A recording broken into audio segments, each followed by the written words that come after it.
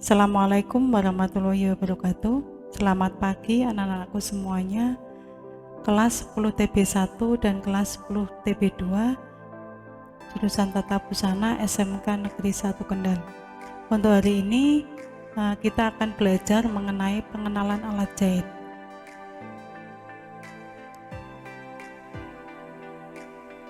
Pengertian alat menjahit adalah alat-alat yang digunakan untuk keperluan menjahit, baik untuk membuat busana, mainan rumah tangga, atau benda lain yang dibuat dengan cara dijahit, baik jahit tangan maupun dengan bantuan mesin. Kemudian untuk kegunaan alat jahit itu sendiri adalah untuk keperluan menjahit, yang kedua untuk membuat busana, lainan atau benda lain, yang ketiga digunakan untuk menjahit tangan atau bantuan mesin. Kemudian kelompok alat jahit, ya, di sini ada alat jahit pokok dan alat jahit penunjang. Ya. Untuk alat jahit pokok itu semua alat yang berupa mesin jahit yang digunakan untuk keperluan menjahit. Ya. Di sini ada contoh gambarnya mesin. Ya. Ini ada mesin jahit high speed, mesin jahit otomatis, mesin jahit manual. Kemudian alat jahit pokok itu sendiri ada beberapa yang perlu kalian ketahui. Yang pertama mesin jahit manual, yang kedua mesin jahit otomatis, yang ketiga mesin jahit semi otomatis, yang keempat mesin jahit speed, yang kelima mesin jahit khusus. Yang pertama mesin jahit manual. Mesin jahit lurus berfungsi untuk membuat stikan lurus. Macam-macam mesin jahit lurus yang dapat kita jumpai antara lain mesin jahit manual, yaitu mesin jahit yang digerakkan atau dioperasikan tanpa mesin. Kemudian mesin jahit manual itu ada dua, mesin jahit pengoperasiannya dengan menggunakan tangan dan mesin jahit yang pengoperasiannya dengan menggunakan kaki. Yang pertama mesin jahit yang pengoperasian dengan menggunakan tangan. Jadi contoh atau bentuk mesinnya seperti ini, ya. Jadi mesin jahit tangan yang menggunakan engkol tangan yang diputar oleh tangan untuk mengoperasikannya. Jadi mesin ini adalah mesin zaman dulu, ya, yang mungkin untuk sekarang jarang sekali yang punya. Kemudian yang selanjutnya mesin manual selanjutnya, ya. Jadi bentuk mesinnya seperti ini, ya. Jadi mesin jahit kaki yang digerakkan oleh kaki dengan menginjak atau menekan injakan kaki mesin ke depan dan ke belakang. Mesin ini sudah jarang kita jumpai karena dalam perkembangannya bagian mesinnya dipasang dinamo listrik sebagai motor penggerak dalam mengoperasikan mesin, sehingga lebih efektif dan lebih efisien waktu, ya. Mungkin di rumah orang tua kalian sudah ada yang punya seperti ini mesinnya. Jadi mesin zaman dulu, ya, ini juga masih bisa dipakai sampai saat ini, akan tetapi pengoperasiannya sekarang biasanya sudah menggunakan dinamo. Kemudian mesin jahit semi otomatis, ya. Selain untuk setikan lurus, dapat digunakan untuk setikan hias dengan menggunakan kem atau pola hias, lubang kancing, pasang kancing, dan lain sebagainya. Jadi ini namanya mesin jahit semi otomatis, ya. Kenapa dikatakan semi otomatis? Karena ada sebagian untuk setikan hiasnya itu menggunakan pola hias yang dipasang dan dilepas lagi. Jadi tidak otomatis, ya. Jadi dipasang sesuai dengan hiasan yang akan kita pakai, kemnya yang mana kita pasang. Kalau kita mau memakai atau mau mengganti hiasan, berarti kita kemnya diganti dengan hiasan yang kita inginkan, ya. Selanjutnya ada mesin jahit otomatis, ya. Selain untuk setikan lurus, dapat digunakan untuk setikan hias dengan tombol-tombol hias. Dapat pula membuat lubang kancing, pasang kancing, dan sebagainya. Jadi ini namanya mesin jahit otomatis. Bedanya dengan yang semi otomatis, kalau yang otomatis ini kita tidak perlu mengganti kem untuk mengganti hiasan, jadi otomatis ya. Jadi di sini ada tombolnya, tombol ada huruf-huruf seperti ini. Ini nanti yang akan kita tentukan hiasannya yang mana. Ini sesuai dengan huruf yang nanti kita pilih. Jadi nanti akan ketemu hiasannya yang seperti apa ya. Kemudian mesin jahit high speed ya, ini yang biasa kita pakai di sekolah ya. Mesin jahit lurus untuk menjahit pakaian dan kecepatan tinggi yang biasa dipakai pada industri pakaian, jadi dan diproduksi dalam jumlah besar ya. Jadi kita di SMK 1 kita memakai mesin industri seperti ini, dan nanti setiap anak juga harus bisa ya. Kemudian mesin jahit khusus ya, mesin jahit khusus ini perlu kalian ketahui juga, walaupun saat praktek nanti kalian tidak sering digunakan ya. Jadi mesin jahit khusus ini adalah mesin jahit yang khusus untuk bagian penyelesaian mesin jahit leci, obras, kelem mesin pasang kancing, mesin lubang kancing dan sebagainya. Selanjutnya kita lanjutkan lagi untuk peralatan menjahitnya, yaitu mesin jahit khusus ya. Mesin jahit khusus di sini contohnya ada mesin leci dan mesin obras, kemudian mesin klem ya. Di sini ada contohnya mesin obras ya. Tapi mesin obras di sini adalah mesin obras zaman dulu ya. Kalau kita di sekolah kita memakai mesin obras yang sudah industri ya. Kalau yang ini mesin untuk klem ya. Kemudian mesin jahit khusus yang lainnya, ini ada mesin pasang kancing dan mesin lubang kancing ya. Untuk mesin pasang kancing ini seperti ini contohnya. Ini untuk mesin lubang, ini untuk lubang kancing, yang ini untuk pasang kancing ya. Ini adalah mesin industri ya, yang biasa digunakan untuk di industri.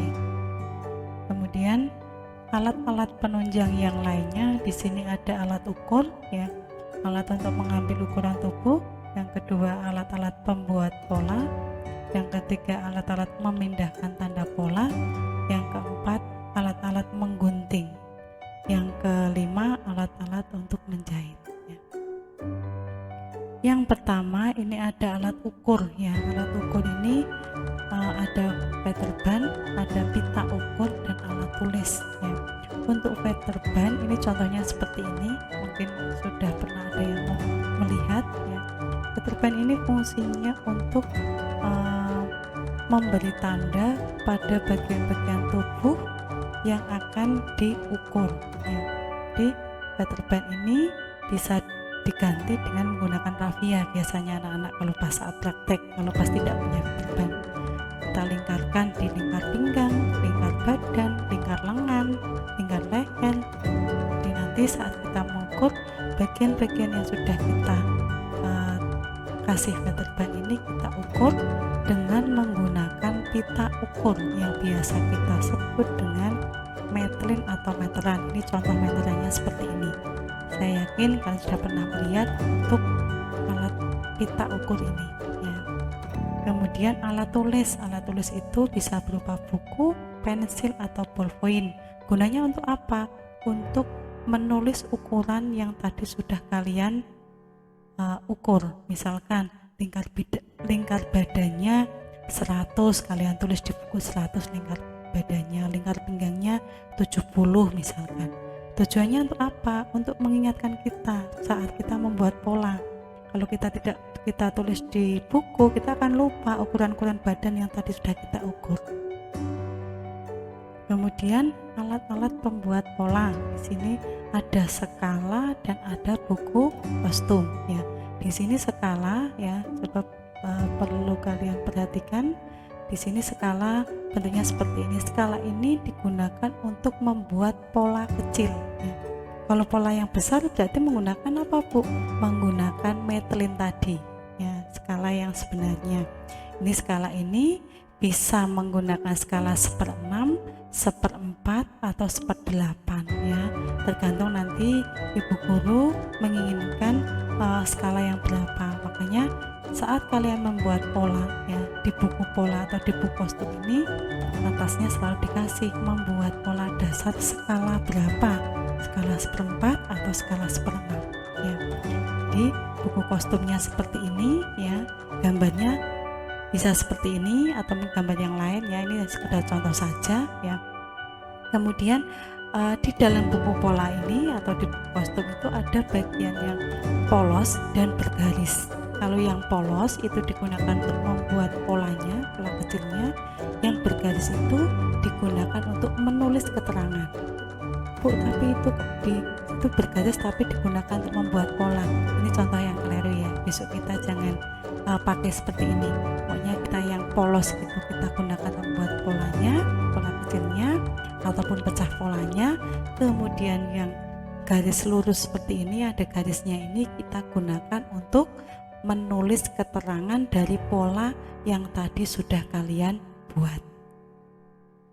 Kemudian alat selanjutnya ada apa lagi? Ada penggaris pembentuk. Ini namanya penggaris panggul dan penggaris siku ya. Ini untuk membuat pola besar. Tujuannya untuk apa? Agar kita dalam membuat pola itu bentuk-bentuk badannya itu kita sesuai ya. Kalau kita menggunakan penggaris lurus tidak bisa ya.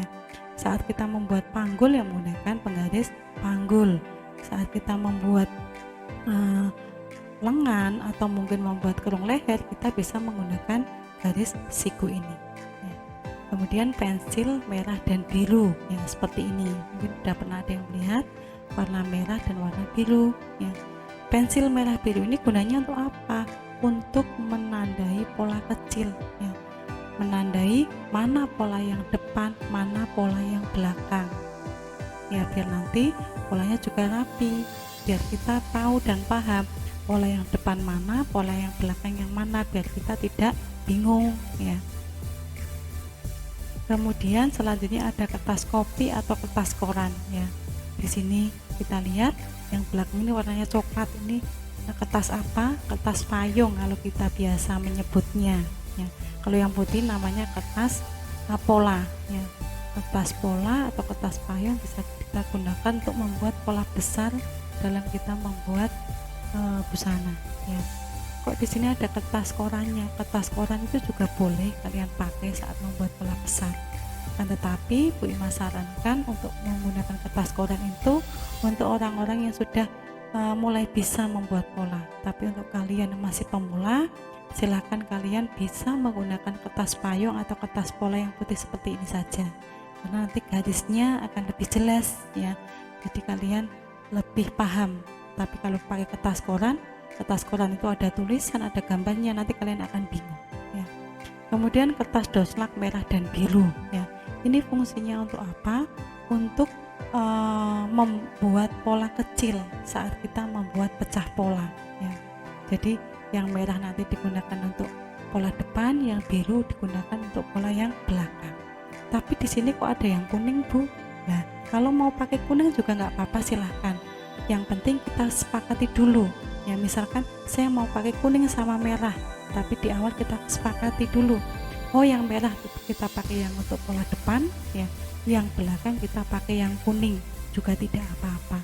Yang penting di awal kalian sudah paham yang pola bagian depan itu yang pakai kertas doslak apa, yang belakang pakai kertas doslak yang warna apa. Kemudian selanjutnya ada boneka jahit ya. Di sini boneka jahit ya, mungkin tentunya kalian juga pernah melihat, mungkin kalau kalian pas beli pakaian di toko-toko pakaian ya, seperti yang sudah pernah saya lihat Bu itu ya. Di sini fungsinya untuk apa? Biasanya anak-anak kalau sudah selesai praktek baju atau busananya, mereka pada ditaruh di sini ya, di dalam pas pop atau boneka jahit ini. Akan tetapi pas pop ini bisa digunakan juga untuk sebagai ukuran ya. Di sini ada ukuran S, M atau L. Saat kita membuat pola, kalau kita mau menggunakan ukuran yang S, M atau L, kita bisa mengukur boneka jahit ini. Kita bisa mengukur pas pop ini, lingkar badannya berapa, lingkar pinggangnya berapa ya. lingkar lehernya berapa, kerong lengannya berapa, kita bisa pakai model boneka ini ya. Jadi ini digunakan untuk ukuran-ukuran size ya. Biasanya kalau kita praktek di kelas 2 nanti saat pembuatan busana industri, kita memakai ukuran industri, ukuran size, kita bisa mengukur boneka jahit atau paspop ini. Kemudian alat-alat memindahkan tanda pola ya. Kapur jahit, pensil jahit ya. Di sini ada kapurnya, bukan kapur tulis ya Mbak. Jadi kita memakai kapur jahit atau pensil jahit untuk menandai kain yang pada busana yang akan kita jahit nanti ya, memberi tanda. Kemudian radel, di sini ada radel ya. Satunya lagi nanti kita ada karbon jahit ya. Karbon jahit sama radel nanti ini satu pasang ya. Fungsinya untuk apa? Untuk memberi tanda pola pada kain ya. Jadi nanti pada kain tersebut ada garis polanya ini yang nanti tanda itu yang akan dijahit ya. Saat kita menjahit kok sudah diradel, sudah ada tandanya ya, kita jahitnya sesuai tanda itu, jangan malah lebih atau kurang ya. Nanti apa yang akan terjadi kalau kita menjahit tidak sesuai pada garis itu? Berarti bajunya atau busananya itu bisa lebih besar atau lebih kecil karena kita tidak pas saat menjahit, tidak pas pada radelannya ya. Kemudian alat-alat menggunting, di sini ada macam-macam gunting ya yang harus kalian pahami. Yang pertama ada gunting kain, kemudian gunting benang, gunting zigzag, dan gunting kertas ya. Yang pertama gunting kain. Gunting kain itu seperti apa? Seperti ini, namanya gunting kain.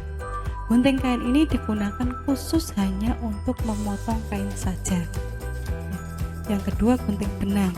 Gunting benang ini digunakan saat kalian menjahit untuk memotong benang-benang saat kalian menjahit. Kemudian yang ketiga ini ada gunting zigzag. Ini bentuknya gunting zigzag seperti ini. Fungsinya untuk apa? Untuk merapikan tepi kain saat kalian menjahit, karena tepi kain itu tidak mau diselesaikan dengan jahitan yang lainnya. Misalkan kelem bawah tidak mau dikelem, mau tak jahit zigzag saja, tidak apa-apa. Biasanya kita pakai ini saat kita membuat fragmen ya, membuat macam-macam kampo, membuat fragmen kecil.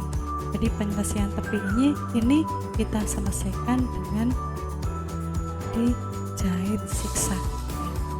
Kemudian ada gunting kertas ya. Ini gunting kertas ya, tentunya digunakan untuk memotong kertas. Ini saat kita menggunting kertas pola, kita bisa menggunakan gunting kertas ya.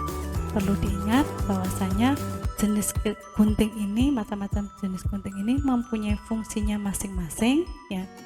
Perlu Bu Ima tekankan di sini, kalian nanti harus bisa menggunakan sesuai dengan fungsinya ya. Contohnya gunting kain ini tidak boleh digunakan untuk menggunting kertas. Kenapa Bu? Karena kalau gunting kain digunakan untuk menggunting kertas, nanti gunting kain ini akan cepat tumpul ya, akan cepat tidak berfungsi ya. Jadi kalian harus diperhatikan ya. Kemudian alat menjahit yang lain ada spool dan skoci. Ini spool dan skoci ya.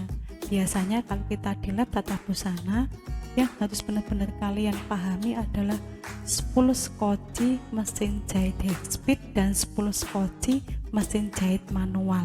Itu berbeda, harus kalian pahami bentuknya dan fungsinya. Karena apa? Begitu kebalik kalian menggunakannya, hasilnya akan berbeda ya. Salah satunya mungkin jarimnya akan cepat patah ya. Jadi saat nanti kalian menggunakan spool skoci untuk mesin manual ya, kalian harus digunakan sesuai dengan fungsinya masing-masing. Kemudian di sini ada jenis-jenis mesin sepatu, mesin jahit, sepatu mesin jahit. Dan di sini ada jenis-jenis sepatu yang perlu kalian pahami, karena nanti kalian juga harus memakai jenis-jenis sepatu yang berkaitan dengan menjahit ini. Yang biasa kalian pakai secara umum biasanya adalah sepatu biasa dan sepatu resleting Jepang dan sepatu resleting 1 untuk menjahit resleting biasa ya. Ini untuk menjahit sepatu biasa ini seperti ini, kemudian ini untuk menjahit sepatu 1 itu untuk untuk menjahit rok resleting rok biasanya rok SMA itu yang belakang. Lalu ini sepatu resleting Jepang untuk menjahit resleting Jepang ya. Kemudian jarum ya, di sini ada beberapa jarum ya yang perlu kalian ketahui. Ada jarum streaming atau jarum sulam, jarum tangan biasa, dan jarum pentul ya.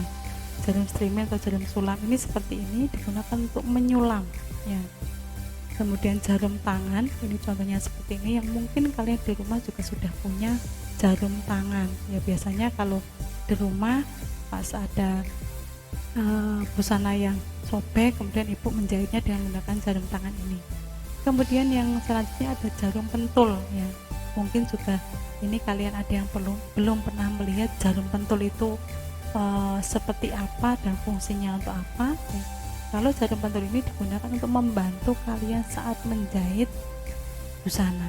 Jadi bagian mana yang akan dijahit kita bantu dipentul dulu, baru kita jahit biar nanti lebih mudah. Kemudian di sini ada jarum mesin jahit ya. Jarum mesin jahit mesin industri, jarum jahit mesin obras, jarum kelem, jarum kembar ya. Secara umum saja Bu mau jelaskan, biasanya yang nanti kalian pakai itu adalah jarum jahit mesin high speed dan jarum jahit mesin obras ya. Jangan sampai nanti tertukar. Untuk mesin jahit mesin industri biasanya kita pakai ya, ini itu adalah kalau dibungkusnya ini tulisannya adalah DB kali 1 untuk mesin jahit industri. Kalau yang mesin obras ini DC kali 1 ya. Jangan sampai kalian nanti tertukar. Kenapa kalau tertukar? Karena nanti kalau kalian memasangnya tertukar tidak sesuai dengan fungsinya, maka jarumnya akan mudah patah ya.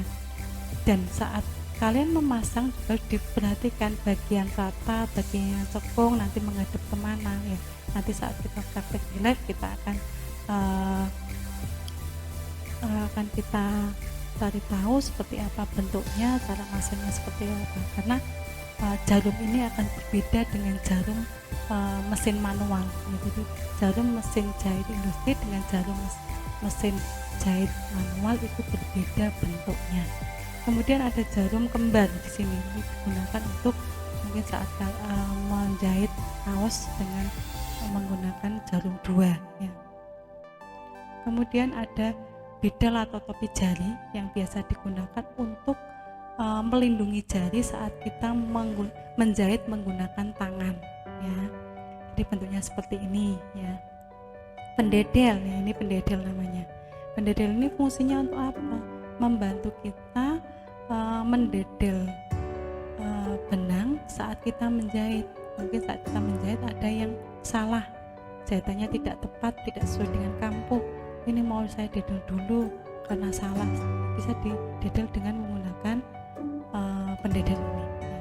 Kemudian ada pemasuk benang atau mata nenek ya. Kita lihat ini, kita menggunakan mata nenek ini tujuannya untuk apa? Untuk memasukkan benang ke dalam jarum ya. Untuk seusia kalian mungkin masih cermat ya matanya, jadi tidak perlu memakai mata nenek seperti ini. Tapi kalau Bu Ima tidak memakai ini, sudah kesulitan memasukkan benang ke dalam jarum ya. Kemudian alat-alat finishing, di sini ada setrika, ada pressing, ada papan setrika dan bantalan ya. Mungkin kalian di rumah sudah paham alat press untuk di rumah itu ada setrika atau gosokan seperti kalian sebut, kemudian papan setrika. Tapi kalian juga perlu ketahui bahwasanya ada busana-busana tertentu yang saat pressingnya itu menggunakan alat khusus ya. Ini contohnya ada pressing atau mengepres dan bantalan. Jadi pengepresnya bentuknya seperti ini, kemudian bantalannya bentuknya seperti ini. Fungsinya untuk apa? Untuk mengepres busana-busana tertentu. Contohnya mungkin ada jas, celana panjang mungkin, kemudian ada saat kita mengepres itu akan lebih mudah kalau dibantu dengan alat tersebut. Mungkin sampai di sini ada yang mungkin kurang jelas, yang bisa ditanyakan lewat Google Class kita. Jadi materi yang hari ini saya sampaikan, tolong dari awal sampai ini kalian pahami, cermati, mungkin bisa diulang-ulang kembali sehingga apa yang saya sampaikan itu kalian memahami. Jadi di sini saya menyampaikan mengenai pengenalan alat jahit, sehingga kami minta kalian punya gambaran bahwasanya alat jahit yang kita perlukan saat kita menjahit itu apa saja ya. Karena kalian jurusan tata busana, semestinya harus nantinya itu kalian harus bisa memiliki alat-alat jahit pokok atau pendukungnya, sehingga untuk mendukung kelancaran belajar kalian ya. Karena kalau kalian hanya mengandalkan di sekolah saja, nanti kemampuan kalian tidak maksimal. Kalau bisa di sekolah kita juga nanti kita praktek, kemudian di rumah juga kalian bisa praktek, sehingga nanti kemampuan kalian itu akan lebih bagus ya. Apalagi untuk ini semester ini kita masih pembelajaran menggunakan daring online, kita mungkin untuk praktek di sekolah juga waktunya mungkin terbatas. Maka dari itu apa yang saya sampaikan kami sampaikan di sini, nanti kalian bisa aplikasikan di rumah. Mungkin begitu saja materi hari ini. Kalau ada yang kurang berkenan atau mungkin ada kata-kata yang salah saat saya menyampaikan, saya mohon maaf sebesar-besarnya. Assalamualaikum warahmatullahi wabarakatuh.